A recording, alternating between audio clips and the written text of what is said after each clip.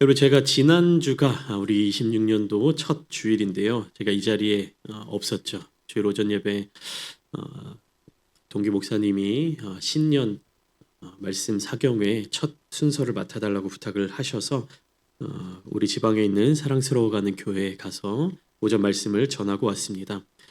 제가 한 시간 자리를 비우고 왔더니 우리 성도님들께서 굉장히 저의 빈자리가 크게 느껴지셨다고 그렇게 말씀을 해주셔서 얼마나 감사한지요.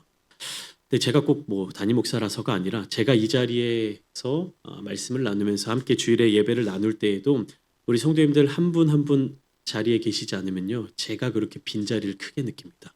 여러분들이 저의 빈자리를 느끼셨던 것만큼 저도 여러분들의 빈자리가 굉장히 크게 느껴져요.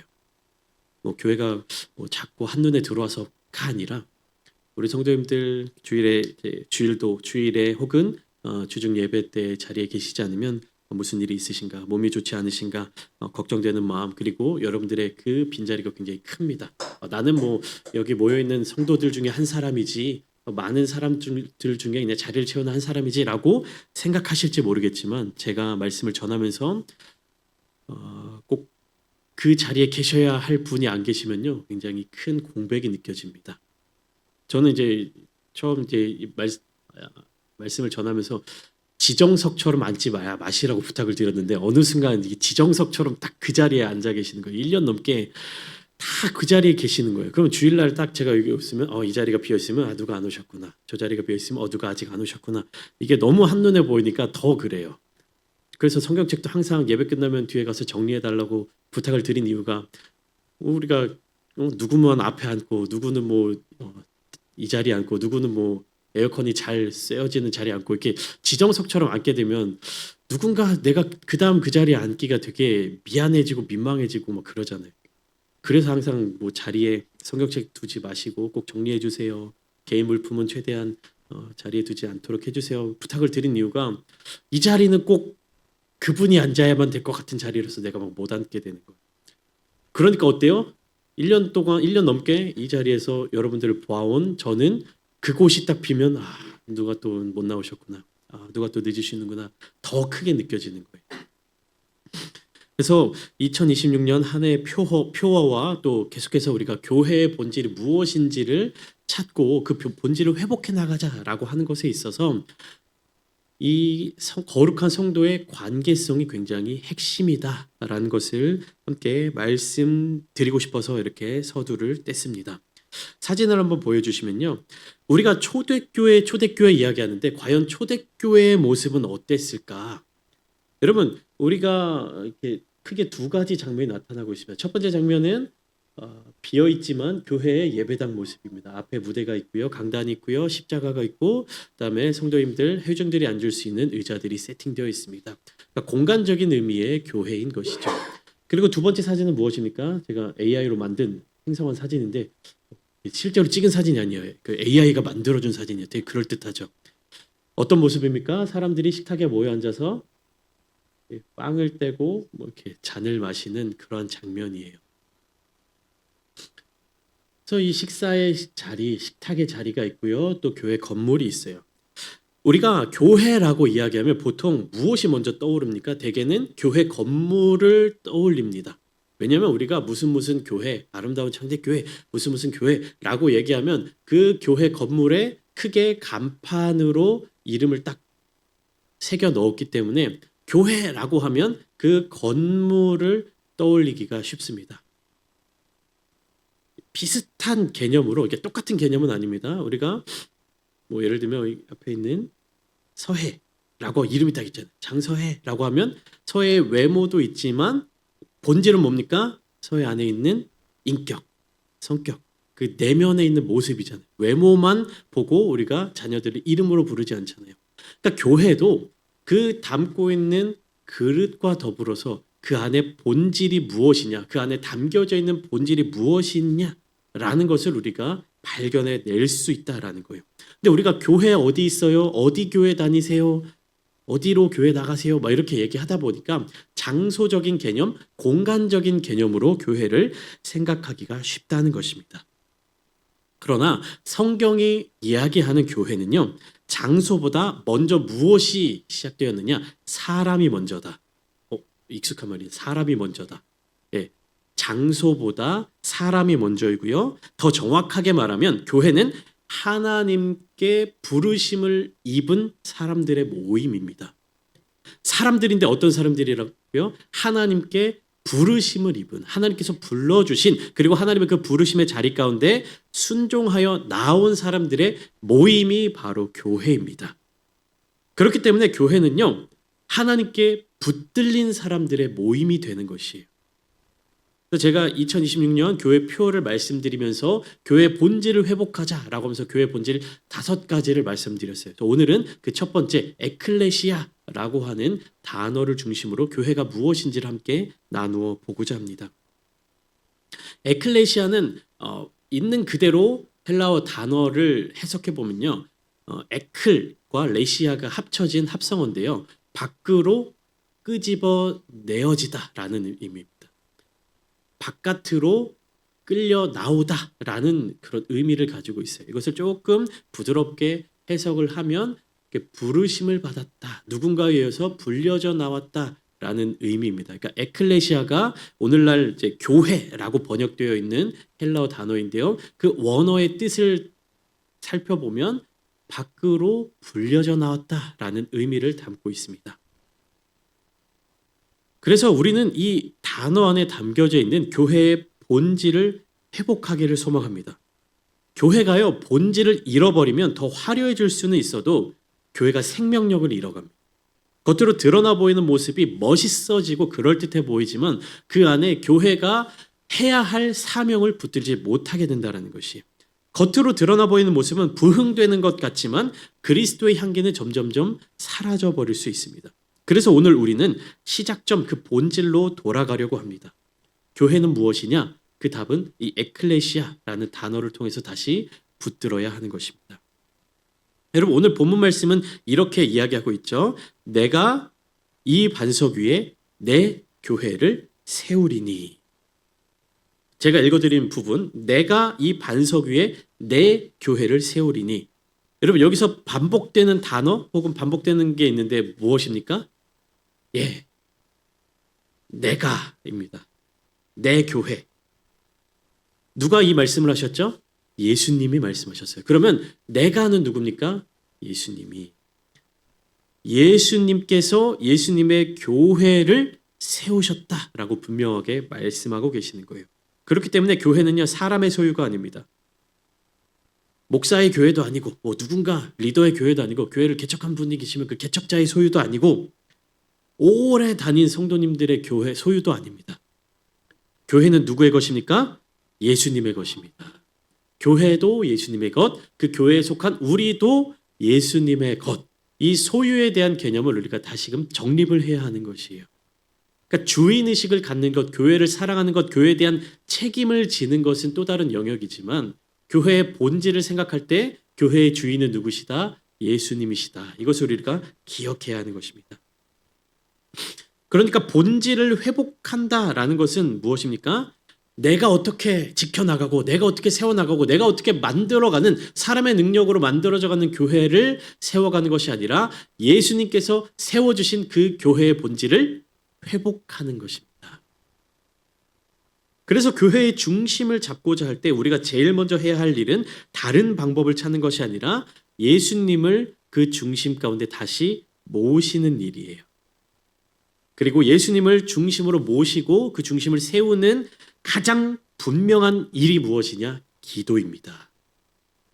그러니까 기도와 성령으로 본질을 회복하자라고 권면을 드리는 것입니다.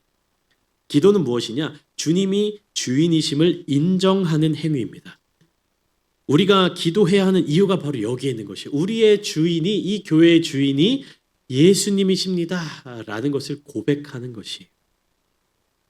여러분, 설명드렸다시피 에클레시아는 부르심을 입은 사람들이다 라고 말씀을 드렸습니다. 그렇기 때문에 단순히 사람이 많이 모인 어떤 집단 공동체만을 의미하는 것이 아니에요. 반드시 부름을 받았다, 그 목적을 가지고 있는 것입니다. 그렇다면 질문이 생기죠. 하나님이 왜 우리를 부르셨을까? 하나님이 왜 저와 여러분들을 부르셨습니까? 하나님이 왜 이곳에 이 자리 가운데 여러분들을 불러주신 것입니까? 단지 모여서 우리가 은혜 받고 단지 위로받고 우리가 인간적인 어떤 감정적으로 만족감 그런 것을 충족하기 위해서 부르신 것이 아닙니다. 단지 종교 생활을 하라고 부르신 것도 아니에요. 단지 의무적으로 어떤 모습을 어떤 태도를 갖추라고 부르신 것도 아닙니다. 하나님은 우리를 예배할 수 있는 사람으로 세워주셨고 그 예배 속에서 거룩한 정체성을 회복하게 하시고 그리고 다시 세상 가운데로 보내시기 위해서 부르셨던 것입니다. 그래서 교회는요, 모임으로 끝나지 않습니다. 모임은 시작이고 그 모임 이후에 이어지는 목적은요, 바로 보냄을 받는 것이에요. 이 교회를 구성하는 이 단어들이 굉장히 재미있습니다. 교회는 끄집어내다, 부르심을 받았다라는 의미를 담고 있다고 말씀드렸죠. 예수님의 12제자들 그리고 12제자들로 비롯해서 예수님의 특별한 사명을 감당하는 사도는요. 그 원어를 살펴보면 뭡니까? 보내심을 받은 사람들이에요. 그러니까 교회는 부르심을 입은 사람들이고 그 교회에서 함께 예수 그리스도를 믿음으로 삶을 결단한 그리고 그것을 가르치는 사도들은 어떤 사람들이라는 겁니까? 보내심을 입은 사람들이래요. 그러니까 예수님이 불러주시고 예수님이 보내시는 이 모든 과정들이 어디에 담겨져 있다? 교회에 담겨져 있는 것입니다. 그러니까 우리가 교회를 다닐 때 교회의 이 모습을 갖출 때 우리는 반드시 무엇을 기억해야 하는 것이요? 우리가 누구에게 부르심을 받았고 그리고 어떤 사명을 갖고 어디를 향해서 보내심을 입었다. 어디로 와서 어디로 가는지. 철학적인 말 아닙니까? 우리 인생이 어디로 와서 어디로 가는지. 공수래 공수고 뭐 이런 얘기도 하는데 결국 우리는 하나님께서 우리를 불러주시고 부르심을 입은 다음에 성령 충만함으로 보내심을 얻어야 된다라는 거예요. 그렇게 우리 교회는요. 와서 은혜 받고 위로받고 끝나고 돌아가는 것이 아니라 무엇입니까? 사명을 받고 돌아가야 한다는 것이에요.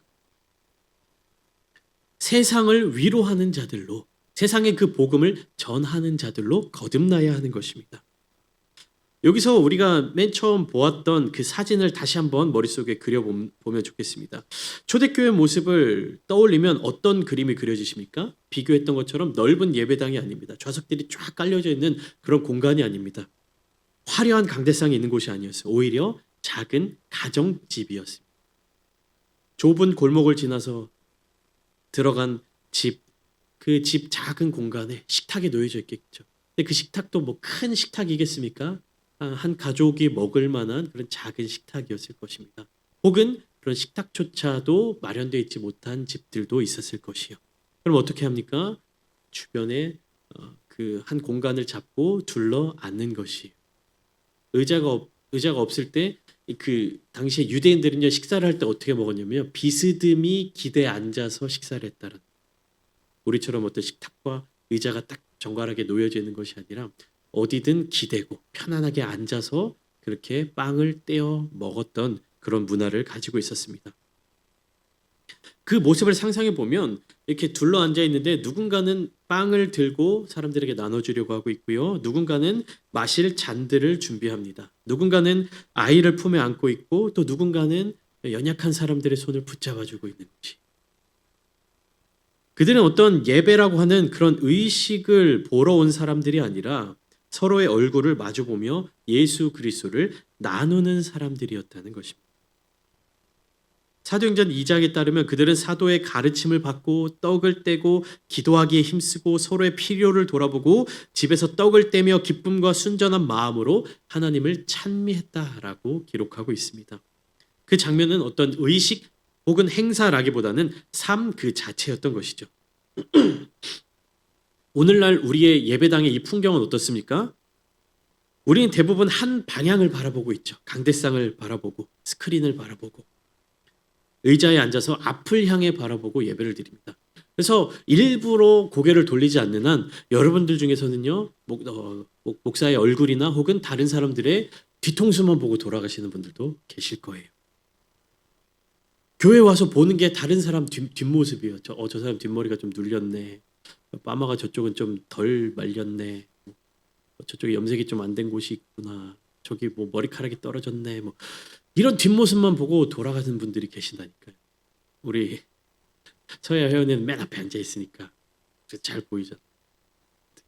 근데 여러분들은 인사 이렇게 하지 않는 이상 우리 아이들 얼굴 제대로 못 보고 돌아가시는 분들도 계시다는 거예요. 일부러 그래서 성도의 교제 때 고개를 돌려서 허리를 돌려서 뒤를 보고 앞뒤를 보고 인사를 나누도록 권면을 드리는 이유가 여기 있는 것이에요. 오늘날의 교회는요, 구조적인 그 상황이 뭐 이것이 잘못됐다라기보다는 그런 어떤 상황과 환경에 따라서 정면을 바라볼 수 있게끔, 한쪽을 바라볼 수 있게끔 그렇게 구성되어 있어요. 만약에 저희 지금 요 안에 60개가 의자가 60개가 있는데 이것을 이렇게 둥그렇게 하면요, 다 못 넣을 거예요. 그렇기 때문에 현대 교회의 모습에 따라서 그렇게 자연스럽게 변화되었는데, 그렇다면 여기에서 우리가 한 가지 기억해야 할 것은 이 공간 안에서 이러한 일괄적인 모습으로 드리는 이 예식이 예배의 전부가 아니다라는 것을 우리가 기억해야 하는 것입니다. 예배가 무엇이냐? 초대교회에서 예배는요, 함께 모여서 떡을 떼고 함께 은혜를 나누고 함께 예수님의 이야기를 나누고 함께 삶을 나누고 서로 돕고 서로를 위해서 기도하고 위로하고 격려하는 모습이 예배의 모습이었다라는 것입니다. 여러분, 우리는요, 이 형식을 따라가다가 본질을 놓쳐버릴 때가 있습니다. 예배는 함께 드리지만 서로의 삶은 모르는 경우도 있어요. 예배는 함께 드리지만 여기 앉아 계신 분 중에 어떤 분은 마음이 외로운 그 혼자일 수 있습니다. 사랑하는 성도 여러분, 초대교회의 본질은요, 건물의 구조가 아니라 관계의 구조였습니다. 교회의 본질은 좌석이 어떻게 배치되어 있느냐, 어떻게 인테리어가 구성되어 있느냐가 아니라 거룩한 부르심의 자리 가운데 누구와 함께 가느냐입니다. 그렇기에 오늘 우리가 회복해야 할 것은요, 초대교회가 붙들었던 그 본질 무엇입니까? 기도로 하나 되고 성령으로 살아 움직이며 예수를 중심으로 서로 세워가는 공동체인 것입니다. 오늘 본문을 살펴보시면 예수님이 교회를 어디에다가 세우신다고 말씀하고 계십니까? 본문 한번 띄워주시면 예수님의 교회를 세우신다. 내 교회를 내가 세울 것이다. 근데 어디에 세우신다라고 말씀하고 있습니까? 내가 이 반석 위에 내 교회를 세우리니. 어디에다가요? 반석 위에. 여러분, 베드로라는 이름의 뜻이 무엇입니까? 반석이라는 뜻이에요. 반석이라는 뜻입니다. 그래서 이 본문만 보면 예수님께서 베드로라고 하는 그 사람 위에 교회를 세운다고 말씀하신 것처럼 오해할 수 있습니다. 그러니까 헬라어 원어를 보면요, 이 베드로라는 단어와 예수님 말씀하시는 반석이라는 단어가 일치해요. 거의 같은 단어입니다. 페트로스, 페트라 이렇게 되어 있는데 이 베드로라는 말이 우리는 이제 베드로 그리고 반석이라고 이 구분되어 있는데 이 헬라어 원어를 보면요, 베드로라고 하는 단어와 반석이라고 하는 단어가 거의 동일합니다. 똑같은 단어예요. 그래서 사람들이 이 베드로라고 하는 이 사람의 능력 위에 교회를 세울 것이다, 베드로가 교회의 중심이 될 것이다 라고 오해할 수 있는데, 그러나 예수님은요, 사람의 능력이나 사람의 어떠함으로 교회를 세우시지 않으시는 분이시죠. 본문의 흐름을 이해하기 위해서는 앞선 구절들을 함께 보아야 합니다. 예수님이 빌립보 가이사랴 지방에 이르렀을 때 제자들에게 이렇게 물어보시죠. 사람들이 나를 누구라 하느냐? 이렇게 물어보십니다. 이에 제자들이 누구는 세리 요한이라고 하고요, 누구는 엘리야라고 하고 어떤 사람은 예레미야나 다른 선지자 중에 하나라고 합니다. 이렇게 제자들이 대답을 합니다. 그때 예수님이 제자들에게 다시 질문하시죠. 그러면 너희는 나를 누구라고 하느냐? 그러니까 사람들은 예수님을 보고 뭐 세리 요한이라든지 어떤 선지자와 같은 사람이라고 이야기를 합니다. 근데 예수님이 다시 물어보시죠. 제자들에게 너희는 나를 누구라고 하느냐? 이에 베드로가 이렇게 대답을 한 것이에요. 마태복음 16장 16절 말씀. 시몬 베드로가 대답하여 이르되 주는 그리스도시요 살아계신 하나님의 아들이시니이다. 이렇게 베드로가 고백하는 것이. 여러분, 교회의 반석은 결국 이것입니다. 예수는 그리스도시다, 예수는 주이시다 라는 이 고백, 예수님이 누구신지를 분명하게 알고 그것을 고백하는 믿음 위에 교회가 세워진다는 것입니다. 여러분, 교회가 건강하다는 것은요, 모든 사람들이 만족하는 교회다, 이게 아니에요. 교회가 교회답다는 것은요, 교회 모든 예식과 예배와 프로그램이 완벽하게 돌아간다는 것을 의미하지 않습니다. 교회가 교회답다는 것은요, 이 고백이 예배의 중심이 되고 관계의 기준이 되고 사역의 결론이 되는 것입니다.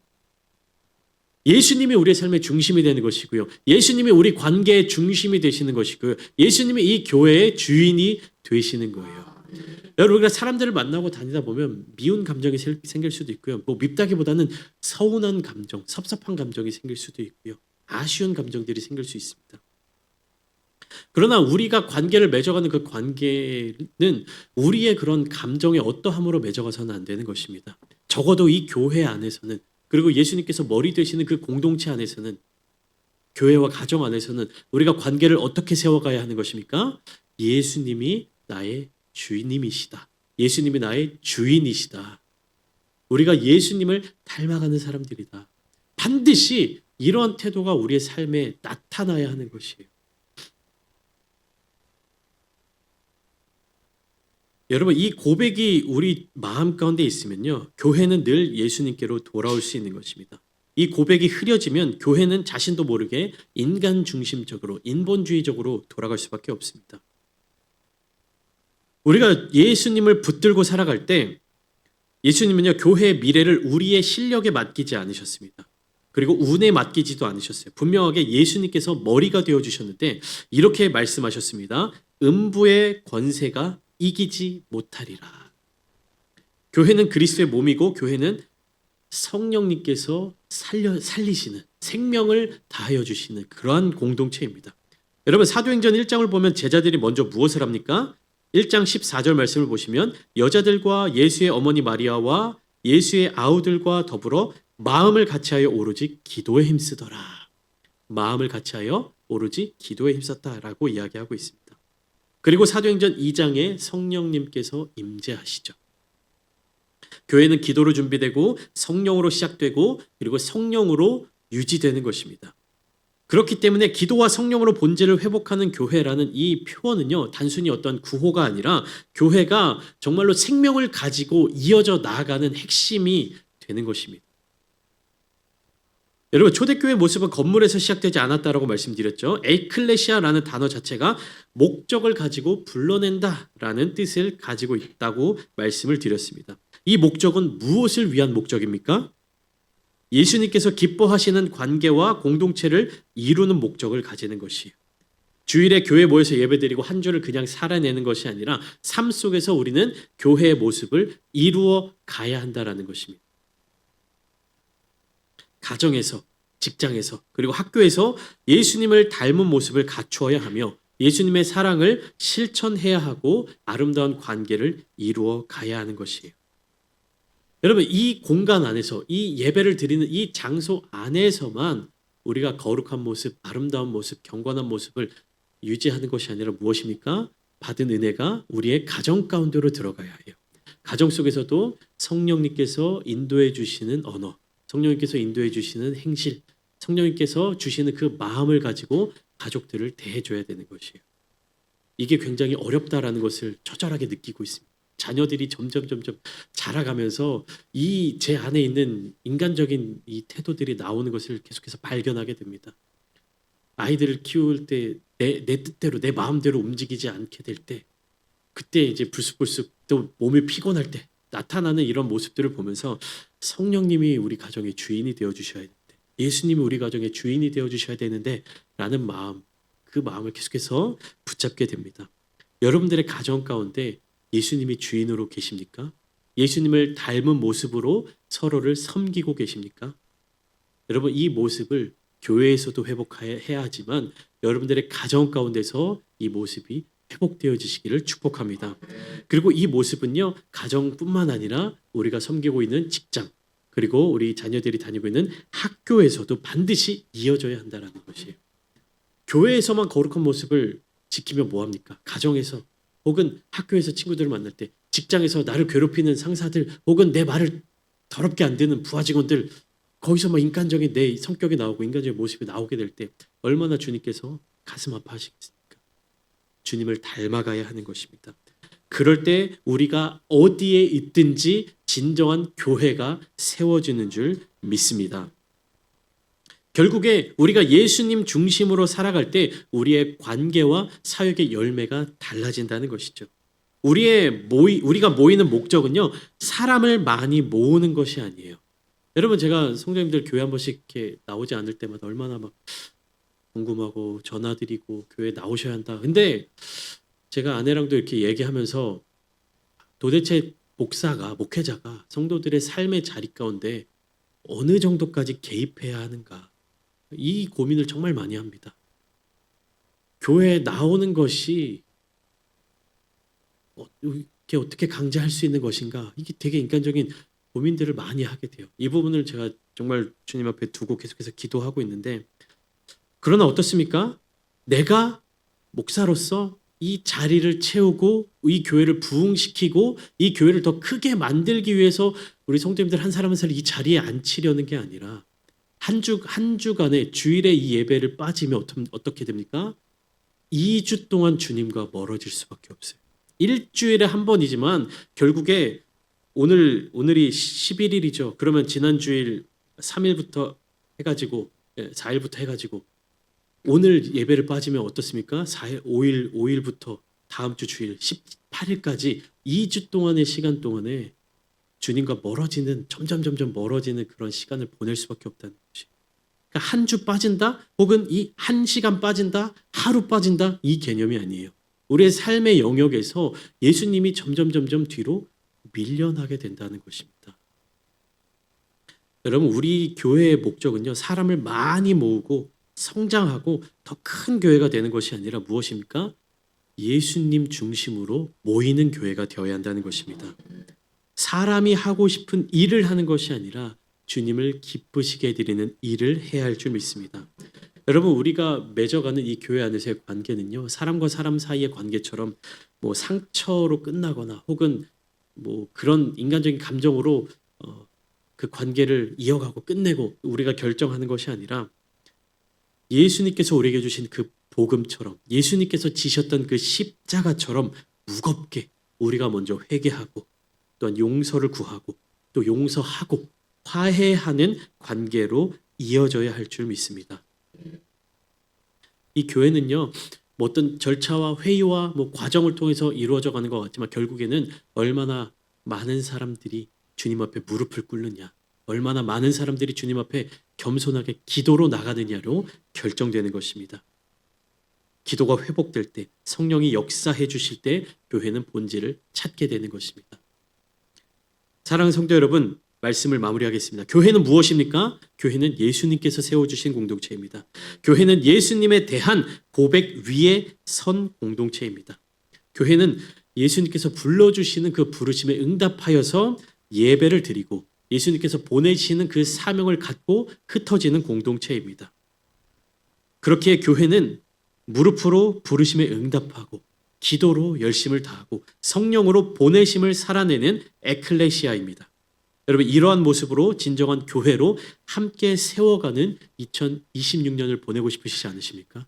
저는 우리 성도님들을 그러한 삶의 자리 가운데로 초청하고 싶습니다. 올 한 해 예수님께서 머리 되시는, 성령님께서 우리를 굳건하게 붙들어 주시는, 그리고 그 믿음을 가지고 다시금 세상 가운데로 보내심을 입는 우리 사랑하는 아름다운 창대교회 모든 성도님들 되시기를 예수님의 이름으로 축원합니다.